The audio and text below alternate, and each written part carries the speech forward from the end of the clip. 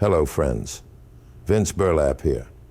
For those of us who crave a hybrid SUV and want something a bit more original or bigger than the RAV4 everyone else is driving, Toyota has something new called the Crown Signia. Not Insignia, just Signia, which is quite a stupid name, although not much worse than RAV4 when you think of it. This new Crown Signia is larger and more expensive than the RAV4, and it's only available as a hybrid for humans who are afraid to buy an electric car or just enjoy driving around vomiting toxic gas around. At least the hybrid system will use a bit less of that good old gasoline.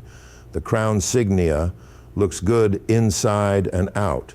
The more expensive limited model shown here seems to come with everything, like a sunroof, leather seats, and a JBL sound system, maybe even a small time machine or an extra deck of cards.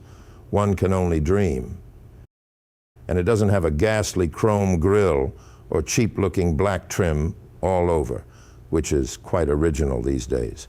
Limited, that special magic word used to make the masses feel a bit more special.